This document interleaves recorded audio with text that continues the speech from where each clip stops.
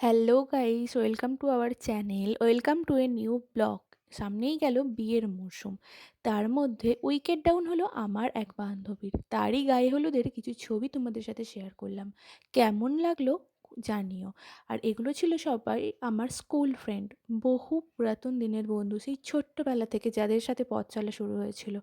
তারই মধ্যে একজনের বিয়ে হয়ে গেল, শিল্পা সিট, যার সমস্ত ছবি তোমাদের সাথে শেয়ার করলাম।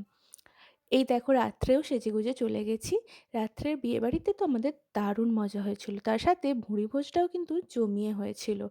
এতই ব্যস্ত হয়েছিলাম যে সেভাবে ভিডিও করতে পারিনি। অনেক দিন পর তো পুরাতন বান্ধবী বন্ধুদের সাথে দেখা, তো সেই সব নিয়ে এত মেতেছিলাম, তোমাদের সাথে ভালো করে ভিডিও করতে পারিনি। আর যেহেতু বাইরের মিউজিক সানাই সমস্ত কিছু ছিল, কপিরাইটের জন্য আরোই ভিডিও করে হয়ে ওঠেনি।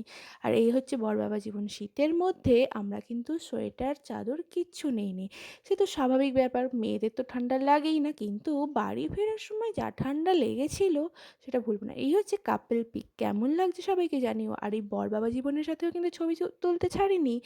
আর বরবাবা জীবন আর আমাদের কন্যে দারুণ নৃত্য করেছে। আর তাদের এই দুজনের মিলন, তাদের প্রেমের যে বন্ধন তৈরি হয়েছিল, সেটা তাদের আজ পূর্ণতা পেল। এই হচ্ছে আমাদের রাজরানী, নামেও রানী আর দেখতেও লাগছিল পুরো মহারানীর মতো। আমাদের বান্ধবীরা তো সকলে মিলে আমরা নাচ গান আনন্দ মজায় কাটিয়েছিলাম, তারই কিছু মুহূর্ত তোমাদের সাথে শেয়ার করলাম। তোমাদের কেমন লাগলো ব্লগটা অবশ্যই কমেন্ট করে জানিও। আর সবাইকে কেমন লাগছিল সেটাও কিন্তু জানাতে ভুলো না। তো তোমরা দেখতে থাকো।